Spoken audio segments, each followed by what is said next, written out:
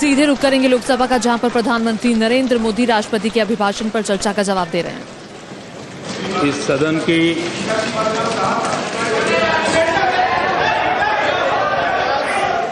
अधीर रंजन जी please. इस सदन की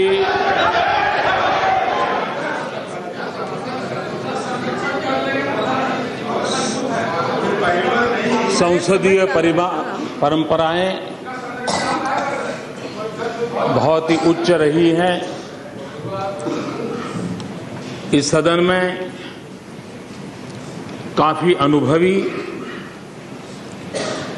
3-3, 4-4 दशक से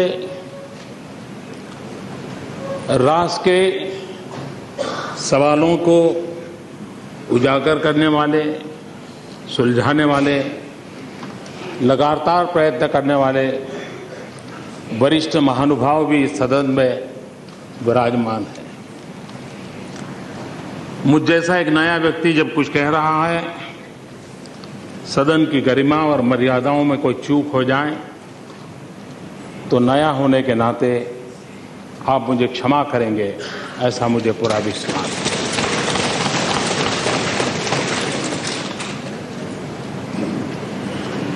है। राष्ट्रपति जी के अभिभाषण पर लोकसभा में 50 से अधिक आदरणीय सदस्यों ने अपने विचार रखे हैं। मैंने सदन में रहते हुए कुछ और कुछ मेरे कमरे में बैठ करके, लेकिन करीब करीब सभी भाषण मैंने सुने हैं। आदरणीय मल्लिकार्जुन जी, आदरणीय मुलायम सिंह जी, डॉक्टर थम्बी दुराई जी, भर्तृहरि जी, टीएमसी के नेता, सभी वरिष्ठ महानुभावों को मैंने सुना।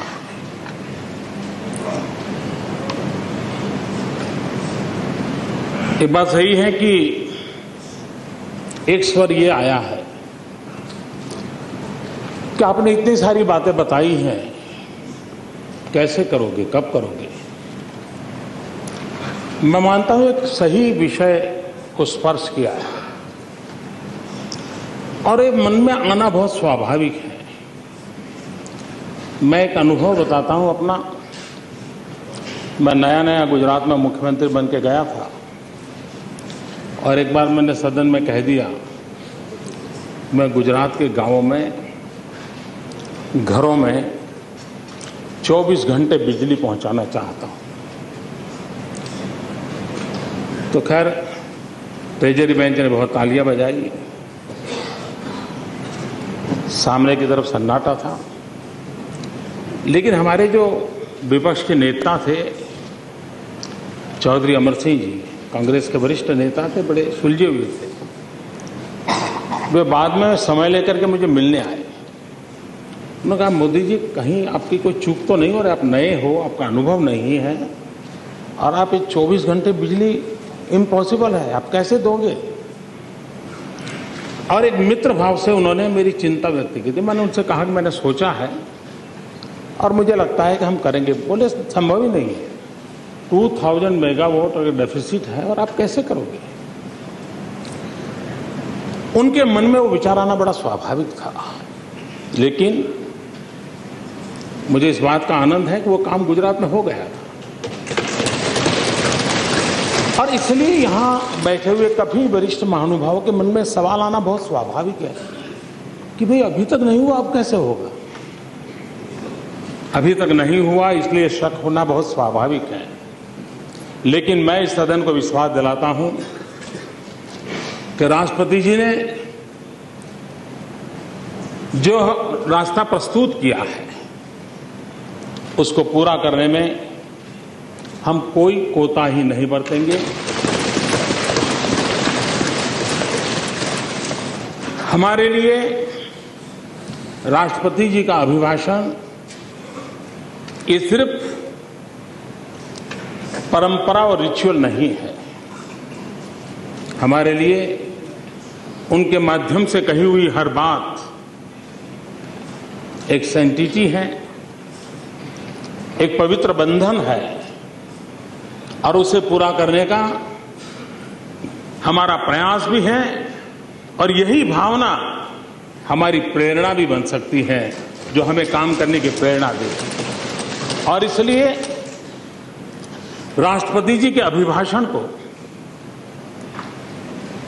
आने वाले समय के लिए हमने हमेशा एक गरिमा भी देनी चाहिए, उसको गंभीरता भी देनी चाहिए और सदन के हम सब ने मिलकर के उसको पूर्ण करने का प्रयास करना चाहिए। जब मतदान हुआ, मतदान होने तक हम सब उम्मीदवार थे,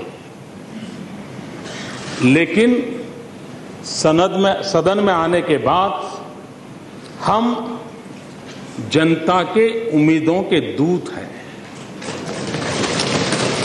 तब तो हम उम्मीदवार थे, लेकिन सदन में पहुंचने के बाद हम जनता की उम्मीदों के रखवाले हैं। किसी का दायित्व दूत के रूप में उसको परिपूर्ण करना होगा, किसी का दायित्व अगर कुछ कमी रहती है तो रखवाले बन करके पूरी आवाज उठाना, ये भी एक उत्तम दायित्व है। हम सब मिलकर के उस दायित्व को निभाएंगे। मुझे इस बात का संतोष रहा कि अधिकतम इस सदन में जो भी विषय आए हैं, छोटी मोटी नोकझोंक तो आवश्यक भी होती है, लेकिन पूरी तरह सकारात्मक माहौल नजर आया। यहां भी जो मुद्दे उठाए गए उसके भीतर भी एक आशा थी, एक होप थी। यानी देश के 125 करोड़ नागरिकों ने जिस होप के साथ इस संसद को चुना है, उसका प्रतिध्वनि इस तरफ बैठे हुए या उस तरफ बैठे हुए सबकी बातों में मुखर हुआ है। ये मैं मानता हूं एक शुभ संकेत है भारत के भाग्य के लिए। राष्ट्रपति जी ने अपने भाषण में चुनाव, मतदाता, ये परिणाम, उसकी सराहना की। मैं भी देशवासियों को अभिनंदन करता हूं, उनका आभार व्यक्त करता हूं कि कई वर्षों के बाद देश ने स्थिर शासन के लिए, विकास के लिए, सुशासन के लिए मत देकर के 5 साल के लिए विकास की यात्रा को सुनिश्चित किया है। भारत के मतदाताओं की ये चिंता और उनका ये चिंतन और उन्होंने जो हमें जिम्मेवारी दी है उसको हमें परिपूर्ण करना है। लेकिन एक बात मुझे हमने सोचनी होगी कि दुनिया के अंदर भारत एक बड़ा लोकतांत्रिक देश, उस रूप में तो कभी कभार हमारा उल्लेख होता है, लेकिन क्या समय की मांग नहीं है कि विश्व के सामने हम कितनी बड़ी लोकतांत्रिक शक्ति हैं, हमारी लोकतांत्रिक परंपराएं कितनी ऊंची हैं, हमारे सामान्य से सामान्य, अनपढ़ से अनपढ़ व्यक्ति की रगों में भी लोकतंत्र के प्रति की श्रद्धा कितनी अपार है। अपनी सारी आशा आकांक्षाओं को लोकतांत्रिक माध्यम से परिपूर्ण करने के लिए वो कितना जागरूक है। क्या कभी दुनिया में हमारी इस ताकत को हमने सही रूप में प्रस्तुत किया है? इस चुनाव के बाद हम सबका एक सामूहिक दायित्व बनता है कि विश्व को डंके की चोट पर हम ये समझाएं, विश्व को हम प्रभावित करें। पूरा यूरोप और अमेरिका मिलकर के जितने मतदाता हैं उससे ज्यादा लोग हमारे चुनाव में शरीक हो। ये कितनी बड़ी ताकत है हमारी। क्या विश्व के सामने भारत के इस सामर्थ्यवान रूप को कभी हमने प्रकट किया है? मैं मानता हूं हम सबका दायित्व बनता है। और हमने, ये बात सही है, कुछ बातों में 1200 साल की गुलामी की मानसिकता हमें परेशान कर रही है। बहुत बार हमसे थोड़ा ऊंचा व्यक्ति मिले तो सर ऊंचा करके बात करने की हमारी ताकत नहीं होती है। कभी कभार चमड़ी का रंग भी हमें प्रभावित कर देता है। उन सारी बातों से बाहर निकल करके भारत जैसा सामर्थ्यवान लोकतंत्र और इस चुनाव में इस प्रकार का प्रकट रूप विश्व के सामने एक ताकतवर के रूप में प्रस्तुत होने का समय आ गया है। और हमने दुनिया के सामने सर ऊंचा कर करके, आंख में आंख मिला करके, सीना तान करके भारत के 125 करोड़ नागरिकों के सामर्थ्य को प्रकट करने की ताकत रखनी चाहिए और उसको एक एजेंडा के रूप में आगे बढ़ाना चाहिए। भारत का गौरव और गरिमा इसके कारण बढ़ सकती है। भाइयों बहनों, माननीय अध्यक्ष महोदय जी, ये बात सही है कि देश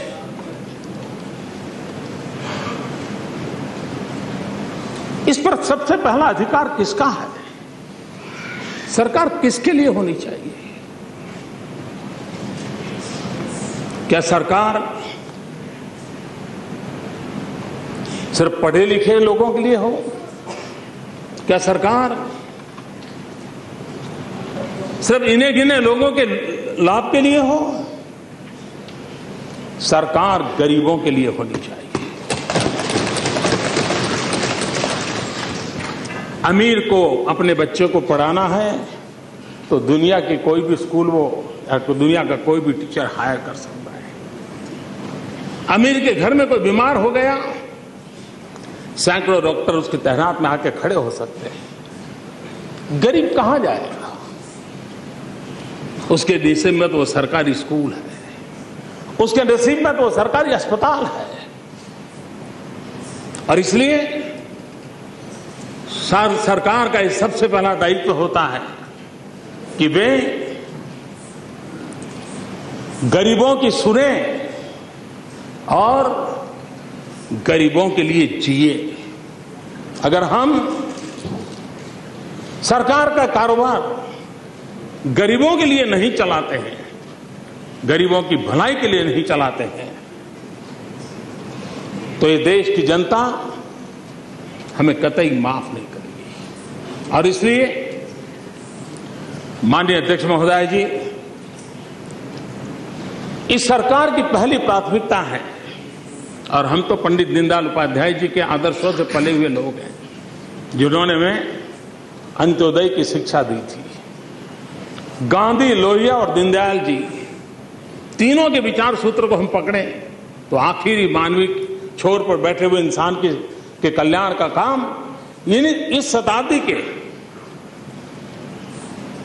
ये राजनीतिक चिंतन के तीनों महापुरुषों ने हमें एक ही रास्ता दिखाया है कि समाज के आखिरी छोर पे जो बैठा हुआ इंसान है उसके कल्याण को प्राथमिकता दी जाए। हमारी वो प्रतिबद्धता है। अंत्योदय का कल्याण ये हमारी प्रतिबद्धता है। गरीब को गरीबी से बाहर लाने के लिए उसके अंदर वो ताकत लानी है ताकि वो गरीबी के खिलाफ जूझ सके। गरीबी के खिलाफ लड़ाई लड़ने का सबसे बड़ा औजार होता है शिक्षा। गरीबी से लड़ने का सबसे बड़ा साधन होता है अंधश्रद्धा से मुक्ति। अगर हम गरीबों में जो अंधश्रद्धा के भाव पड़े हैं, अशिक्षा की अवस्था पड़ी है, अगर उसमें से उसको बाहर लाने में सफल होते हैं तो इस देश का गरीब किसी के टुकड़ों पर पलने की इच्छा नहीं रखता है। वो अपने बलबूते पर अपनी दुनिया खड़ी करने के लिए तैयार है। उतना सम्मान और गौरव से जीना गरीब का स्वभाव है। हम उसकी इस मूलभूत ताकत को पकड़ करके अगर उसको बल देने का प्रयास करते हैं, और इसलिए सरकार की योजनाएं गरीब को गरीबी से बाहर आने की ताकत दें, गरीब से गरीबी के खिलाफ लड़ाई लड़ने की ताकत दें, और शासन की सारी व्यवस्थाएं गरीब को सशक्त बनाने के लिए काम आनी चाहिए, और सारी व्यवस्थाओं का अंतिम नतीजा उस आखिरी छोर पर बैठे हुए इंसान के लिए काम में आए, उस दिशा में होगा, तब जाकर उसका कल्याण हम कर पाएंगे। हम सदियों से कहते आए हैं ये कृषि प्रधान देश है, ये गांवों का देश है, लेकिन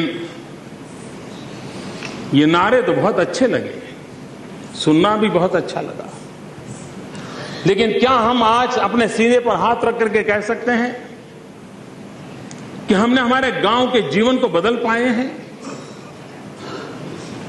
हमारे किसानों के जीवन को बदल पाए हैं? यहां मैं किसी सरकार की आलोचना करने के लिए खड़ा नहीं हूं। यह हमारा सामूहिक दायित्व है कि भारत के गांवों के जीवन को बदलने के लिए उसको हम अग्रिमता दें, किसानों के जीवन को बदलने के लिए उसको अग्रिमता दें। और राष्ट्रपति जी के भाषण में उस बात को करने के लिए हमने कोशिश की है। यहां एक विषय ऐसा भी आया कि कैसे करेंगे। हमने एक शब्द प्रयोग किया है, रर्बन, गांवों के विकास के लिए, जो राष्ट्रपति जी के भाषण में हमने देखा। जहां सुविधा शहर की हो, आत्मा गांव की हो। गांव की पहचान गांव की आत्मा में बनी हुई है। आज भी वो अपनापन, गांव में एक बारात आती तो पूरा गांव को लगता है हमारे गांव की बारात है। गांव में एक मेहमान आता है तो पूरे गांव को लगता है हमारे गांव का मेहमान है। ये हमारे देश की एक अनमोल विरासत है, उसको बनाना है, बचाए रखना है। लेकिन हमारे गांव के लोगों को आधुनिक सुविधा से हम वंचित रखेंगे क्या? और मैं अनुभव से कहता हूं, अगर गांव को आधुनिक सुविधाओं से सज्ज किया जाए तो गांव देश की प्रगति में ज्यादा कंट्रीब्यूशन कर रहा है। अगर गांव में भी 24 घंटे बिजली हो, अगर गांव को भी ब्रॉडबैंड कनेक्टिविटी मिले, गांव के बालक को भी उत्तम से उत्तम शिक्षा मिले। मान ले पल भर के लिए शायद हमारे पास हर गांव में अच्छे टीचर ना हो, लेकिन आज का विज्ञान हमें लॉन्ग डिस्टेंस एजुकेशन के लिए पूरी ताकत देता है। शहर में बैठ करके भी उत्तम से उत्तम शिक्षक के माध्यम से गांव के आखिरी छोर पर बैठे हुए स्कूल के बच्चे को हम पढ़ा सकते हैं।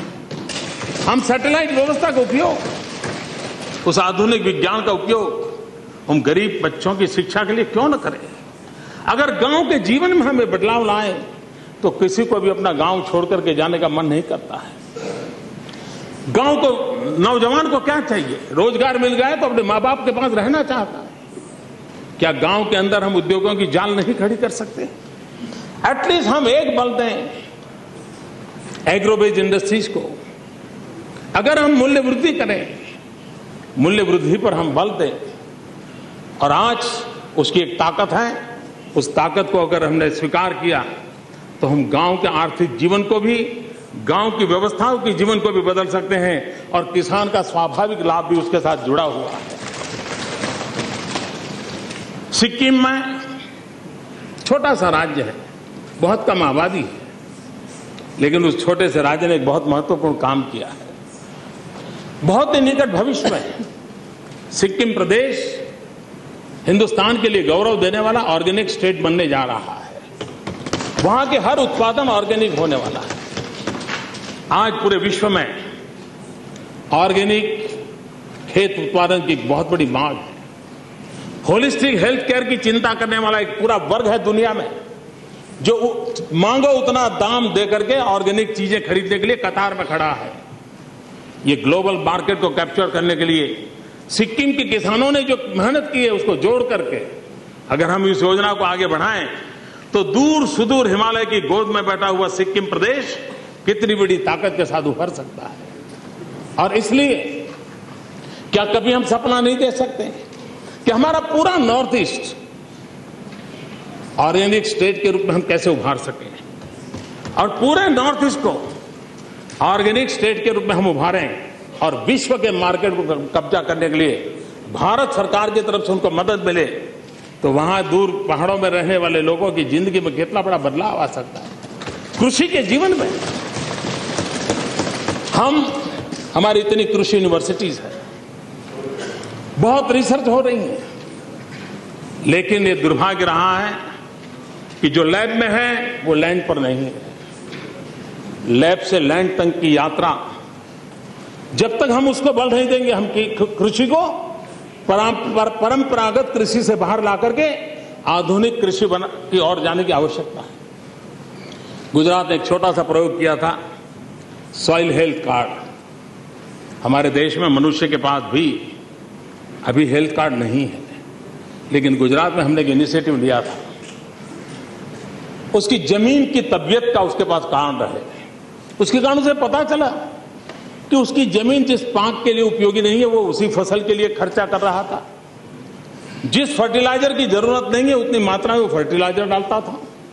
जिन दवाइयों की कतई जरूरत नहीं थी, वो दवाइयां लगाता था। बेकार में साल भर में 50,000 लाख रुपए यूं ही फेंक देता था। लेकिन सॉइल हेल्थ कार्ड के कारण उसको समझ आई कि उसकी कृषि को कैसे लिया जाए। क्या हम हिंदुस्तान के हर किसान को सॉइल हेल्थ कार्ड देने का अभियान पूर्ण नहीं कर सकते? हम कर सकते हैं इसको। और सॉइल टेस्टिंग के लिए भी हम अध्ययन के साथ कमाई का भी एक नया आयाम ले सकते हैं। जो लोग मुझे पूछ रहे हैं कैसे करोगे, मैं इसलिए एक विषय को जरा लंबा खींच करके बता रहा हूं कैसे करेंगे। हमारे एग्रीकल्चर यूनिवर्सिटी के स्टूडेंट्स अप्रैल, मई, जून के अंदर जब वैकेशन में गांव जाते हैं, और पूरे हिंदुस्तान में जो 10+2 की स्कूल्स है जिसमें एक लेबोरेटरी होती है, क्यों न वैकेशन में वो लेबोरेटरी को सॉइल टेस्टिंग लेबोरेटरी में कन्वर्ट किया जाए। एग्रीकल्चर यूनिवर्सिटी के स्टूडेंट जो कि वैकेशन में अपने गांव जाते हैं, उनको स्कूलों के अंदर काम में लगाया जाए और वैकेशन के अंदर वो अपना सॉइल टेस्टिंग का काम उस लेबोरेटरी में करें। उसकी कमाई होगी, उस स्कूल को कमाई होगी, और उसमें से अच्छी लेबोरेटरी बनाने का इरादा बनेगा। एक जन आंदोलन के रूप में परिवर्तित किया जा सकता है, नहीं किया जा सकता। कहने का तात्पर्य यह है कि हम छोटे छोटे छोटे प्रायोगिक उपाय करेंगे तो हम चीजों को बदल सकते हैं। आज हमारे रेलवे की आदत क्या है? वो लकीर के फकीर हैं। उनको लिखा गया कि भाई मंडे को जो माल आए वो 1 वीक के अंदर चला जाना चाहिए। अगर मंडे को मार्बल आया है स्टेशन पे, मुंबई पहुंचाना है, और ट्यूसडे को टमाटर आया है, तो पहले मार्बल भेजता है, टमाटर बाद में भेजता है। क्यों? मार्बल अगर 4 दिन बाद पहुंचेगा तो क्या फर्क पड़ता है? टमाटर पहले पहुंचता है तो कम से कम हमने हमारी पूरी व्यवस्थाओं को सेंसिटाइज करना पड़ेगा। आज हमारे देश का दुर्भाग्य है, इतनी बड़ी टेक्नोलॉजी हुई, इंफॉर्मेशन टेक्नोलॉजी के नाम पर दुनिया में हम छाए हुए रहे। सॉफ्टवेयर इंजीनियर के रूप में हमारी पहचान बन गई, लेकिन आज हमारे देश के पास एग्रो प्रोडक्ट का रियल टाइम डाटा नहीं। क्या हम इंफॉर्मेशन टेक्नोलॉजी के नेटवर्क के माध्यम से एग्रो प्रोडक्ट का रियल टाइम डाटा इकट्ठा कर सकते हैं? महंगाई को दूर करने का हमने वादा किया और हम इसमें प्रामाणिकता से प्रयास करने के लिए प्रतिबद्ध है। और इसलिए नहीं वो सिर्फ चुनावी वादा था इसलिए कर रहा है, ये हमारी सोच है कि गरीब के घर में शाम को चूल्हा जलना चाहिए, गरीब के बेटे आंसू पी करके सो जाएं, ये स्थिति में से बदलाव आना चाहिए। और ये हम सबका कर्तव्य है, राज्य हो, राष्ट्रीय सरकार हो, सत्ता में हो या विपक्ष में हो, हम सबका सामूहिक दायित्व है कि हिंदुस्तान का कोई गरीब भूखा न रहे। और इस कर्तव्य की पूर्ति के लिए हम इस काम को करना चाहते हैं।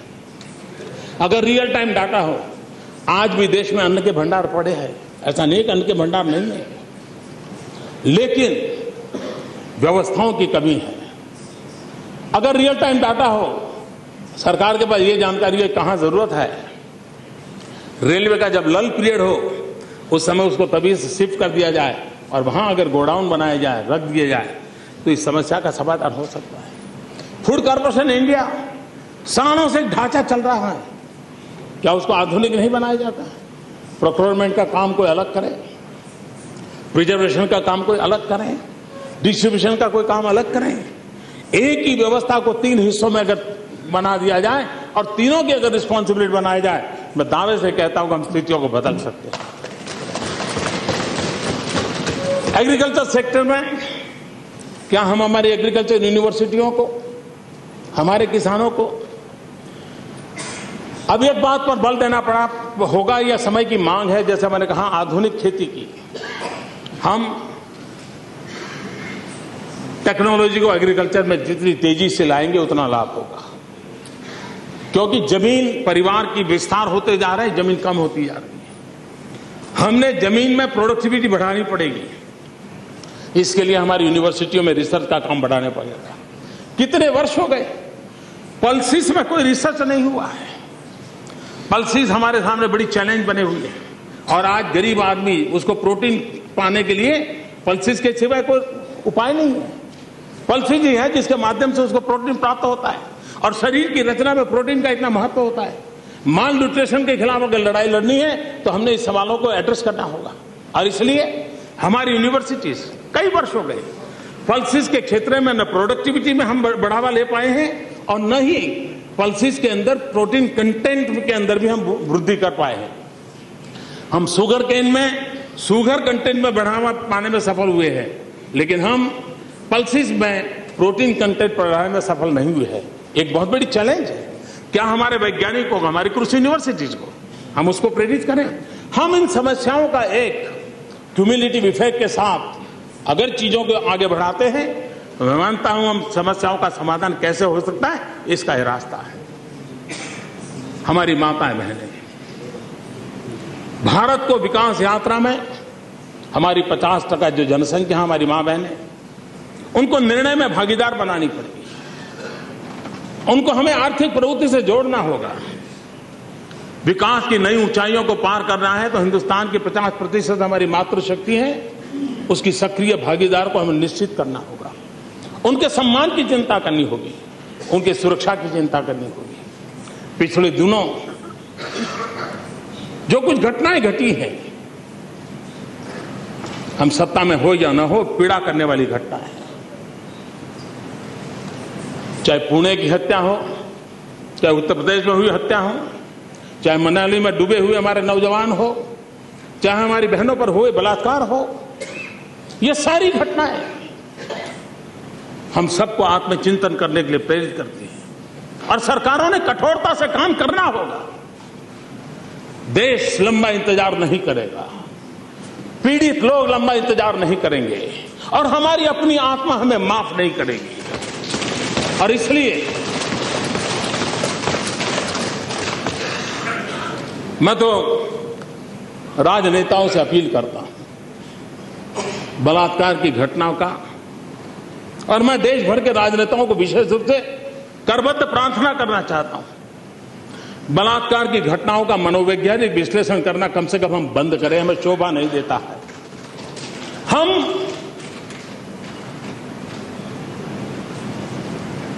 मां बहनों की डिग्निटी पर खिलवाड़ करते हैं। क्या हम राजनीतिक स्तर पर पहुंच गए तो हमें इस प्रकार की बयानबाजी करना शोभा देता है क्या? क्या हम मौन नहीं रह सकते हैं? और इसलिए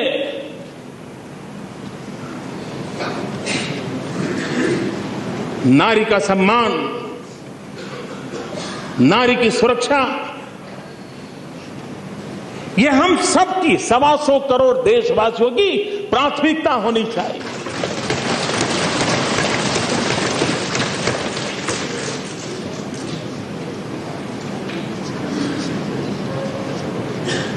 यह देश 65% जनसंख्या 35 से कम आयु की है। हम कितने सौभाग्यशाली हैं। हम उस युग चक्र के अंदर आए, आज जीवित हैं। हम उस युग चक्र में संसद में बैठे हैं जब हिंदुस्तान दुनिया का सबसे नौजवान देश है। डेमोग्राफिक डिवीजन, इस ताकत को हम पहचाने।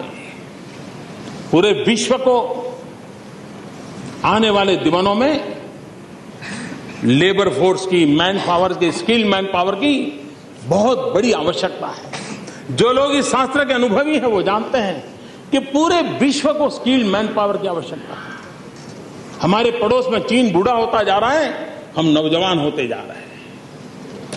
ये एक एडवांटेज है और इसलिए दुनिया के सभी देश, समृद्ध के से समृद्ध देश का एक ही एजेंडा रहता है, स्किल डेवलपमेंट। हमारे देश की प्राथमिकता होनी चाहिए स्किल डेवलपमेंट। उसके साथ साथ हमें सफल होना है तो हमें श्रम एव जयते इस मंत्र को चरितार्थ करना होगा। श्रमिक का सम्मान, राष्ट्र के निर्माण में श्रमिक का स्थान होता है, वो विश्वकर्मा है, उसका हम गौरव कैसे करें। भाइयों बहनों, भारत का एक परसेप्शन दुनिया में बन पड़ गया है, हमारी पहचान बन गई है स्कैम इंडिया की। हमारे देश की पहचान हमें बनानी है स्किल्ड इंडिया की।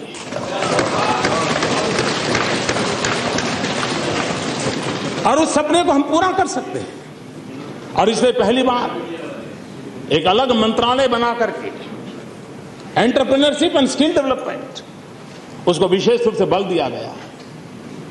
हमने, हमारे देश का एक दुर्भाग्य है, किसी को पूछा जाए कि क्या पढ़े लिखे हो तो वो कहता है ग्रेजुएट हूं, एमए हूं, डबल ग्रेजुएट। हमें अच्छा लगता है। मैंने बहुत बचपन में दादा धर्माधिकारी जी की किताब पढ़ी थी। महात्मा गांधी के विचारों से एक अच्छे चिंतक रहे, विनोबा जी के साथ रहते थे। दादा धर्माधिकारी जी ने एक अनुभव लिखा था कि कोई नौजवान उनके पास नौकरी लेने का आया। उन्होंने पूछा कि भाई क्या करते हो, क्या पढ़े हो वगैरह। उन्होंने कहा मैं ग्रेजुएट हूं। फिर कहने लगा मुझे नौकरी चाहिए। दादा धर्माधिकारी जी ने उसे पूछा कि तुम्हें क्या आता है? बोले मैं ग्रेजुएट हूं। फिर उन्होंने पूछा हाँ भाई तुम ग्रेजुएट हो, लेकिन बताओ तुमको क्या आता है? नहीं बोले मैं ग्रेजुएट हूं। चौथी बार पूछा फिर तुम्हें बताओ क्या आता है? नहीं बोले मैं ग्रेजुएट हूं। हम इस बात से अनुभव कर सकते हैं कि जिंदगी का गुजारा करने के लिए हाथ में हुनर होना चाहिए, सिर्फ हाथ में सर्टिफिकेट होने से बात करते हैं। और इसलिए हमें स्किल डेवलपमेंट की ओर बल देना होगा। लेकिन स्किल वर्कर जो हैं उसका एक सामाजिक स्टेटस भी हमको खड़ा करना पड़ेगा। 7वीं कक्षा तक पढ़ा हुआ बच्चा गरीबी के कारण स्कूल छोड़ देता है, कहीं जाकर के स्किल डेवलपमेंट के कोर्स का सौभाग्य मिला चला जाता है, लेकिन लोग उसको महत्व नहीं देते। अच्छा 7वीं पढ़े हो, चले जाओ। हमने उसको इक्विवेलेंट व्यवस्था खड़ी करनी पड़ेगी। मैंने गुजरात में प्रयोग किया था। जो 2 साल का ITI करते थे, मैंने उनको 10वीं के इक्वल बना दिया। जो 10वीं के बाद आए थे उनको 12th का इक्वल बना दिया। उनको डिप्लोमा का अगर पढ़ना है तो रास्ते खोल दिया, डिग्री में जाना है तो रास्ते खोल दिए। 7वीं पास था लेकिन डिग्री तक जा सकता है, रास्ते खोल दिए। बहुत हिम्मत के साथ नए निर्णय करने होंगे। अगर हम स्किल डेवलपमेंट को बल देना चाहते हैं तो उसकी सामाजिक प्रतिष्ठा पैदा करनी होगी। और दुनिया में, मैंने कहा दुनिया में वर्कफोर्स की आवश्यकता है। आज सारे विश्व को टीचर्स की आवश्यकता है। क्या हिंदुस्तान टीचर एक्सपोर्ट नहीं कर सकता है? मैथ्स और साइंस के टीचर अगर हम दुनिया पर एक्सपोर्ट करें, एक व्यापारी विदेश जाएगा तो ज्यादा से ज्यादा डॉलर लेके आएगा, लेकिन एक टीचर विदेश जाएगा पूरी की पूरी पीढ़ी अपने साथ समेट करके ले आएगा। ये ताकत रखता है। विश्व में हमारा सामर्थ्य खड़ा करना है तो ये रास्ते होते हैं। क्या हम हमारे देश के इस प्रकार के नौजवानों को तैयार नहीं कर सकते? ये सारी संभावनाएं पड़ी हैं। उन संभावनाओं को लेकर के अगर आगे चलने का हम मादा रखते हैं तो मुझे विश्वास है हम परिणाम ला सकते हैं। दलित हो, पीड़ित हो, शोषित हो, वंचित हो, हमारे दलित भाई बहनों, हमारे वनवासी भाई बहनों, क्या हम विश्वास से कह सकते हैं कि आजादी के इतने सालों के बाद उनके जीवन में हम बदलाव ला सके हैं? अगर बदलाव नहीं ला, ऐसा नहीं है कि बजट खर्च नहीं हुए, ऐसा नहीं कि कोई सरकार के पास गंभीरता नहीं थी, मैं ऐसा कोई किसी पर आरोप नहीं लगाता हूं, लेकिन हकीकत यह है कि स्थिति में बदलाव नहीं आया। तो क्या हम पुराने ढर्रे से बाहर आने को तैयार हैं? हम सरकार की योजनाओं का कन्वर्जेंस कर करके कम से कम समाज के इन तबकों को बाहर ला सकते हैं? क्यों नहीं उनके जीवन में बदलाव आ सकता है? मैं मुसलमान भाई, मैं देखता हूं, जब मैं छोटा था जो साइकिल रिपेयरिंग करता था, आज उसकी तीसरी पीढ़ी का बेटा भी साइकिल रिपेयरिंग कर रहा है। ऐसी दुर्दशा क्यों हुई? उनके जीवन में बदलाव कैसे आए? और इस बदलाव के लिए हमने फोकस एक्टिविटी करनी पड़ेगी। उस प्रकार की हमारी योजनाओं को लेकर के आना पड़ेगा। और मैं उन योजनाओं को तुष्टीकरण के रूप में देखता नहीं हूं, मैं उनके जीवन को बदलाव के रूप में देखता हूं। कोई भी शरीर अगर उसका एक अंग विकलांग हो तो उस शरीर को कोई स्वस्थ नहीं मान सकता। शरीर के सभी अंग अगर सशक्त हो तभी तो सशक्त शरीर हो सकता है। और इसलिए समाज का कोई एक अंग अगर वो दुर्बल रहा तो समाज कभी सशक्त नहीं हो सकता है। और इसलिए समाज के सभी अंग सशक्त होने चाहिए। उस मूलभूत भावना से प्रेरित होकर के हम काम करने की आवश्यकता है और हम उससे प्रतिबद्ध हैं। हम उसको करना चाहते हैं। हमारे देश में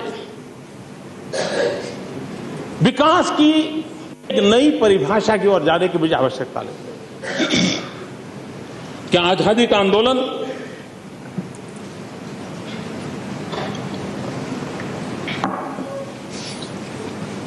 देश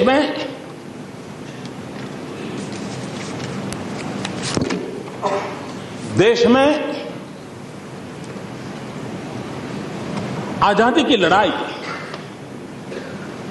1200 साल के कालखंड में कोई वर्ष ऐसा नहीं गया था कि आजादी के लिए मरने वाले दीवाने न मिले। 1857 के बाद सारा स्वतंत्र संग्राम का इतिहास हमारे सामने है। हिंदुस्तान का कोई भूभाग ऐसा नहीं होगा जहां से कोई न कोई मरने वाला तैयार न हुआ हो, शहीद होने के लिए तैयार न हुआ। सिलसिला चलता रहा था। फांसी के तख्त पर चढ़ करके देश के लिए बलिदान होने वालों की श्रृंखला कभी रुकी नहीं थी। अंडमान निकोबार की जेलें भरी पड़ी थी। देश के अंदर देश के लिए मर मिटने वालों की कोई कमी नहीं थी। लेकिन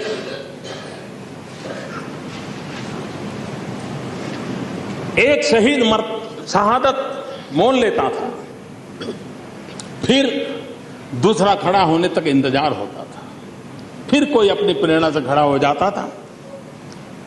सिलसिला चला था। आजादी की ललक कम नहीं थी। लेकिन ये महात्मा गांधी का बहुत बड़ा योगदान था और जिसको इतिहास ने स्वीकार करना होगा।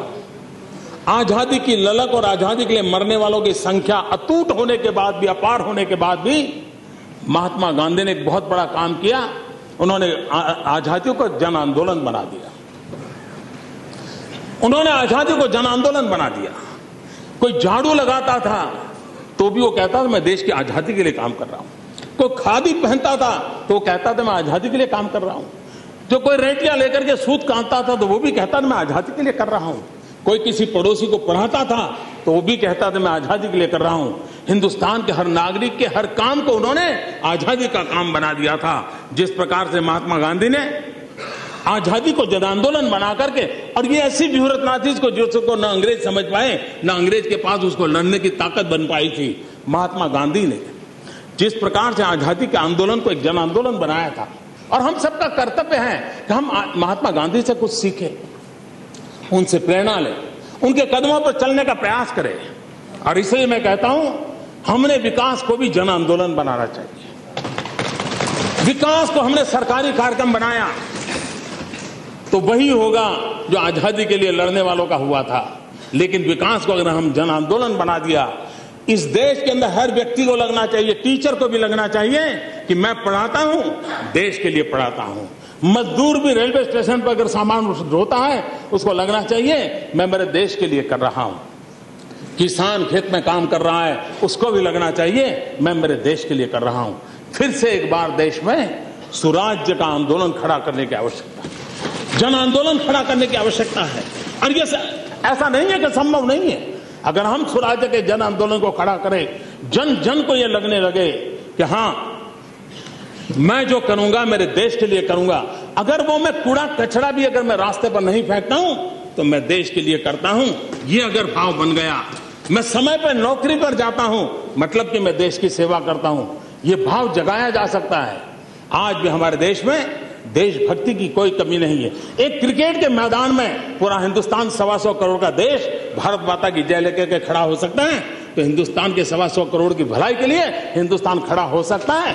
आवश्यकता है हम नेतृत्व प्रदान करें, और यहां बैठे हुए सभी सामर्थ्यवान हैं, जन जन को जगाने के लिए वो ताकत रखते हैं, उस ताकत को जगाने की जरूरत है। 5 साल के बाद महात्मा गांधी के 150 साल होंगे। क्या हम अभी से संकल्प नहीं कर सकते कि युग पुरुष महात्मा गांधी, उनकी 150वीं जयंती हम कैसे मनाएं? महात्मा गांधी की 150वीं जयंती हम कैसे मनाएं? और निर्णय अभी से करें, और जब 150वीं जयंती आए तो उस संकल्प की पूर्ति का वो पर्व बन जाए।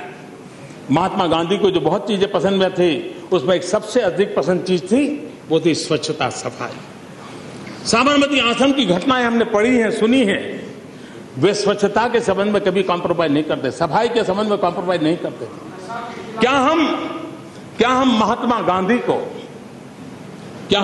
गांधी को साफ सुथरा हिंदुस्तान उनके चरणों में रख सकते हैं 150वीं जयंती पर? क्या हम स्वच्छ भारत का सपना लेकर के चल सकते हैं? अगर अभी से हम 5 साल का कार्यक्रम बना करके चले, और इसलिए राष्ट्रपति जी ने अपने भाषण में, आदरणीय सभापति जी, राष्ट्रपति जी ने अपने भाषण में इस बात का उल्लेख किया, हम इसको संकल्प बनाएं। उसी प्रकार से 2022 में देश की आजादी के 75 साल होंगे। कितने लोगों ने अपनी जवानी खपा दी थी, कितने लोगों ने अंडमान निकोबार में जिंदगी पूरी कर दी थी, कितने लोग फांसी के तख्त पर चढ़े थे। उनके सपनों का हिंदुस्तान, कि आजादी के 75 साल को उस एक पर्व के रूप में मनाकर आने वाले 8-9 साल जो मिले हैं, हम पूरी तरह वो प्रेरणा का केंद्र बना सकते, चल सकते हैं। वही हमारा इंस्पिरेशन हो। उनको, भाइयों बहनों, आप में से बहुत लोग ऐसे होंगे जो आजादी के बाद पैदा हुए होंगे। कुछ महानुभाव ऐसे भी हैं जो आजादी के पहले पैदा हुए, आजादी की जंग में लड़े भी होंगे। मैं आजादी के बाद पैदा हुआ। मेरे मन में विचार आता है, मुझे देश के लिए मरने का मौका नहीं मिला, लेकिन देश के लिए जीने का मौका तो मिला है। हम ये बात लोगों तक कैसे पहुंचाएं कि हम देश के लिए जिए, और देश के लिए जीने का एक मौका लेकर के 2022 में जब आजादी के 75 साल हो, देश के लिए जीवन न्योछावर करने वाले उन महापुरुषों को याद करते हुए हम एक काम कर सकते हैं। बाकी सारे काम करने हैं, लेकिन एक काम जो प्रखरता से करें कि हिंदुस्तान में कोई परिवार ऐसा न हो जिसके पास रहने के लिए अपना घर न हो। ऐसा घर जिसमें नल भी हो, नल में पानी भी हो, बिजली भी हो, शौचालय भी हो। ये एक मिनिमम बात, एक आंदोलन के रूप में सभी राज्य सरकारें और केंद्र सरकार मिलकर के, हम सभी सदस्य मिलकर के अगर 8-9 साल का कार्यक्रम बना दें, धन खर्च ना पड़े, खर्च करें, लेकिन आजादी के 75 साल बनाए तब भगत सिंह को याद करके, सुखदेव को याद करके, राजगुरु को याद करके, महात्मा गांधी, सरदार पटेल, इन सभी महापुरुषों को याद करके उनको हम मकान दे सकते हैं। अगर ये हम संकल्प की पूर्ति कर करके आगे बढ़ते हैं तो देश के सपनों को पूरा करने का काम हम कर सकते हैं। और मैं जानता हूं, शासन में आने के बाद जिसको नापा जा सकते, ऐसा कार्यक्रम हाथ में लेना बड़ा कठिन होता है। आदरणीय मुलायम सिंह जी ने कहा कि मैंने सरकार चलाई है, और सरकार चलाई है इसलिए मैं कहता हूं कि भाई ये कैसे करोगे, कैसे होगा। उनकी सद्भावना के लिए मैं उनका आभारी हूं, उन्होंने चिंता व्यक्त की। लेकिन हम मिलकर करके रास्ता निकालेंगे। हम सपना तो देखें, पूरा करने का प्रयास करें। कुछ कठिनाई आएगी तो आप जैसे अनुभवी लोग हैं जिनका मार्गदर्शन हमें मिलेगा। गरीब के लिए काम करना है और इसके लिए हमने आगे बढ़ना है। यहां यह भी बात आई, किसी ने कहा नए बोतल में पुराना शराब है। उनको शराब याद आना बड़ा स्वाभाविक है।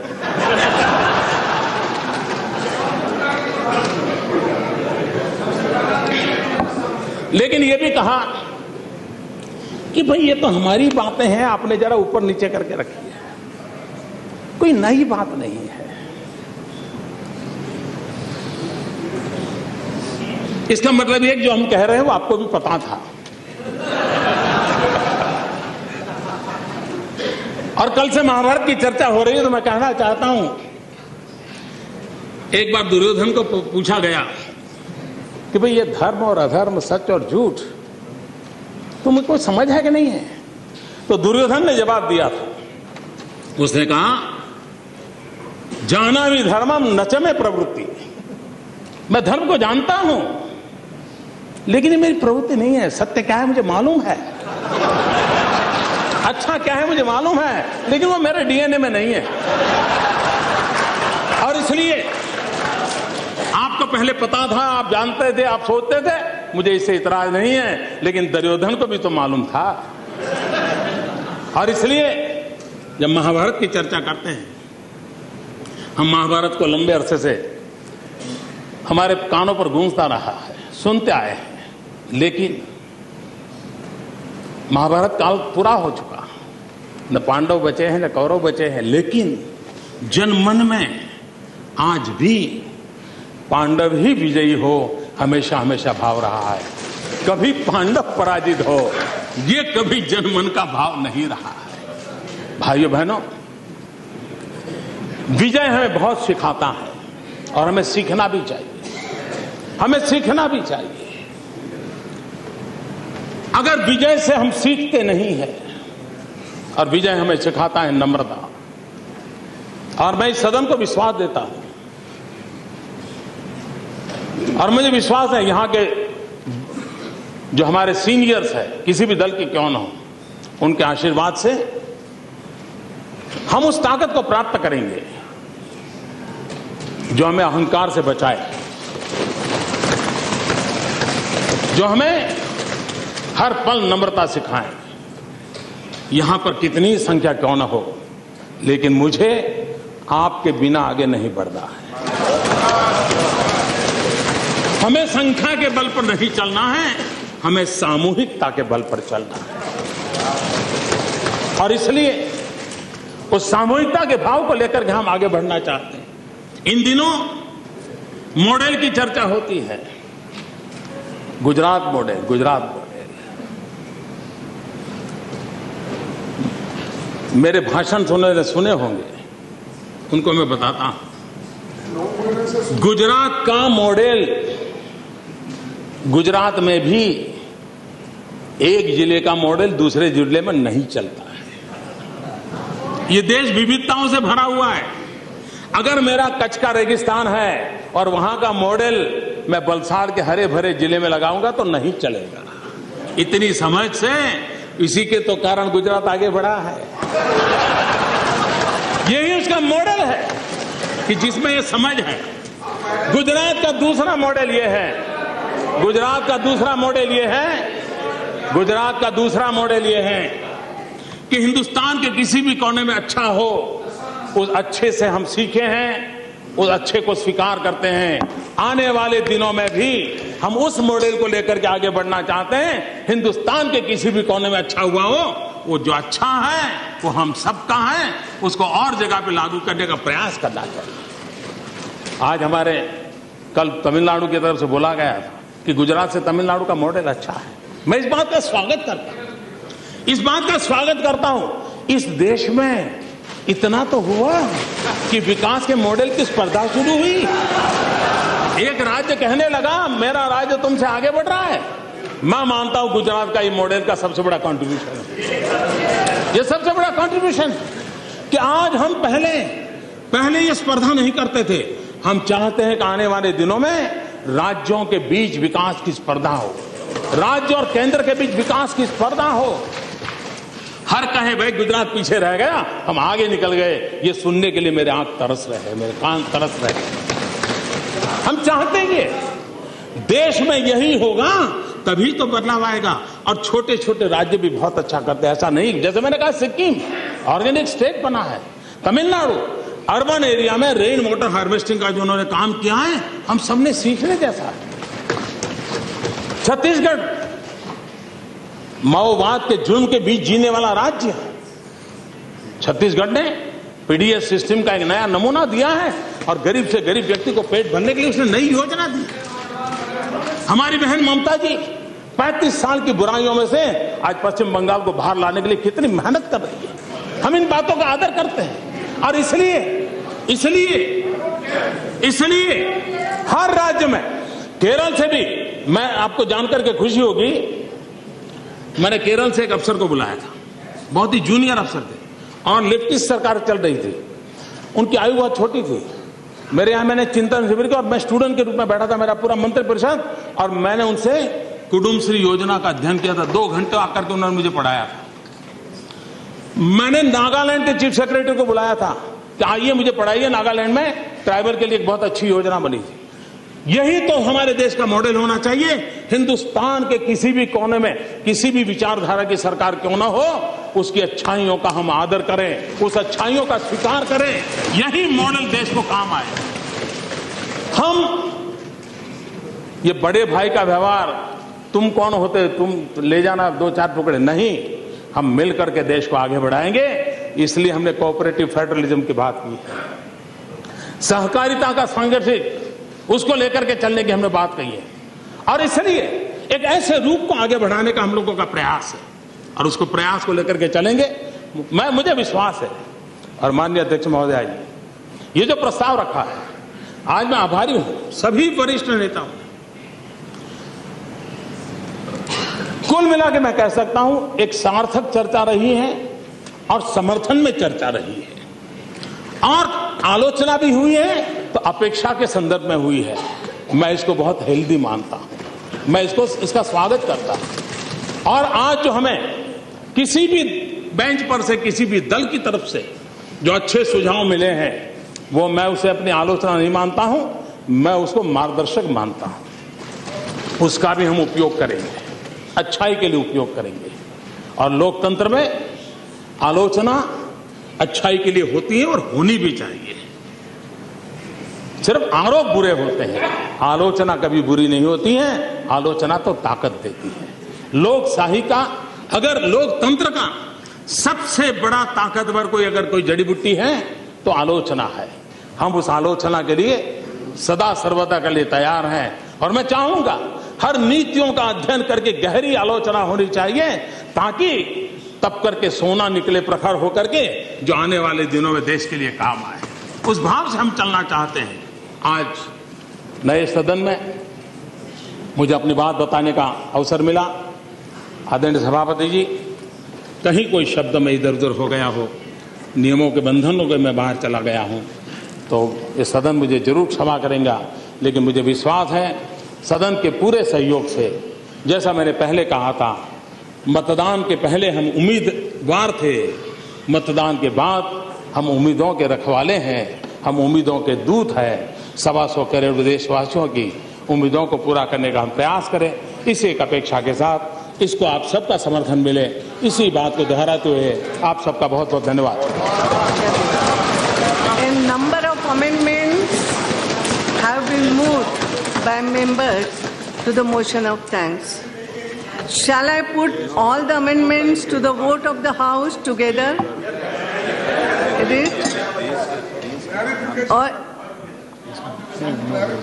So, I shall put now all the amendments together to the vote of the House.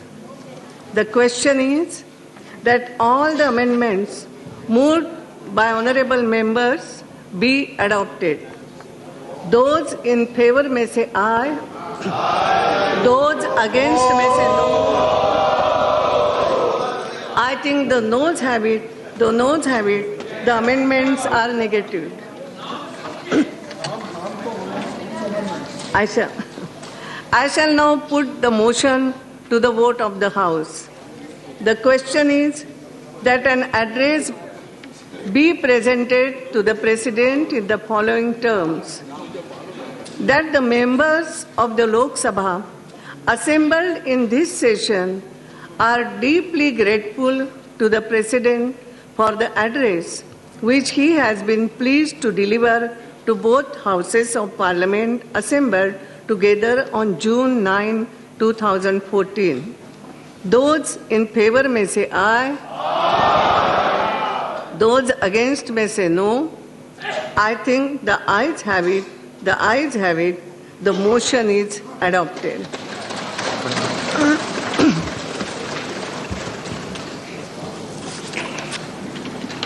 माननीय सदस्यगण,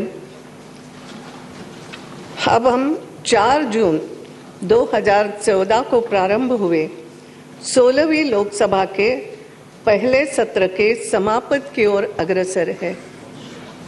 सुस्थापित परंपरा के अनुसार नए सदन की पहली बैठक 4 जून 2014 को अवसर की गंभीरता को देखते हुए कुछ क्षणों के मौन के साथ प्रारंभ हुई थी। इसके उपरांत सभा की कार्रवाई 16वीं लोकसभा के माननीय सदस्य और केंद्रीय मंत्री श्री गोपीनाथ मुंडे के दुखद निधन के कारण स्थगित कर दी गई। 5 जून 2014 को 513 सदस्यगणों ने शपथ अथवा प्रतिज्ञान लिया। 6 जून 2014 को अध्यक्ष के निर्वाचन का प्रस्ताव किया गया। मेरे लिए यह अत्यंत गौरव की बात है कि सभा ने सर्वसम्मति से मेरा चयन लोकसभा अध्यक्ष के गरिमामयी पद हेतु किया।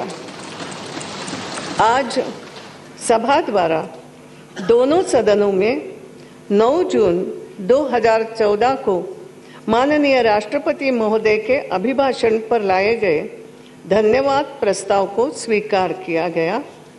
12 घंटे से ज्यादा तक चले इस सुसंरचित वाद विवाद के उपरांत यह प्रस्ताव स्वीकार किया गया, जिसमें 52 सदस्यों ने भाग लिया एवं 48 सदस्यों ने अपना लिखित भाषण सभा पटल पर रखा। सदस्यों के द्वारा नियम 377 के अंतर्गत 34 मामले उठाए गए। मैं माननीय राष्ट्रपति द्वारा नियुक्त सामयिक अध्यक्ष श्री कमलनाथ जी और सभापति तालिका के सदस्यों को धन्यवाद देती हूं, जिन्होंने 16वीं लोकसभा के नवनिर्वाचित सदस्यों को शपथ अथवा प्रतिज्ञान दिलाने हेतु प्रारंभिक दिनों में अध्यक्षता करने का दायित्व संभाला। तो राष्ट्रपति के अभिभाषण पर प्रधानमंत्री मनमोहन सिंह ने जो चर्चा हुई थी उसका जवाब दिया और कई बड़ी बातें प्रधानमंत्री नरेंद्र मोदी ने कही। नरेंद्र मोदी ने कहा कि जो अब तक नहीं हुआ वो आगे होगा, शिक्षा से गरीबी मिटेगी, ये बड़ी बात नरेंद्र मोदी ने कही। और ये कहा कि गांव में सुविधा शहर की तरह दी जाएगी, आत्मा गांव की है और जो गांव की आत्मा है वो उसमें बसती है। सिक्किम ने ऑर्गेनिक खेती का रास्ता दिखाया और जो नॉर्थ ईस्ट के बाकी स्टेट्स हैं उन्हें भी ऑर्गेनिक स्टेट बनाने की तरफ आगे बढ़ा जाएगा। केंद्र मदद करेगा, परंपरागत खेती को आधुनिक बनाना होगा, जिसके लिए कोशिश की जाएगी। खेती को आधुनिक बनाना होगा, ये बड़ी बात की। रोड मैप बताया दरअसल नरेंद्र मोदी, देश के प्रधानमंत्री ने। देश में कोई भी भूखा ना सोए, इसके लिए कार्य योजना बनाई जाएगी। देश में कोई भूखा ना सोए, इसके लिए कोशिश की जाएगी। ये भी कहा कि चीन बूढ़ा हो रहा है, भारत जवान हो रहा है, क्योंकि जो 35 से कम उम्र के लोग 65% है हमारे देश में और इसीलिए देश आगे बढ़ सकता है। देश में ताकत है, युवाओं के बल पर हम आगे बढ़ेंगे और विकास को जन आंदोलन बनाना होगा। विकास को जन आंदोलन बनाने की बात उन्होंने कहा कि अब एक जन आंदोलन की जरूरत है और देश का विकास जन आंदोलन बनेगा।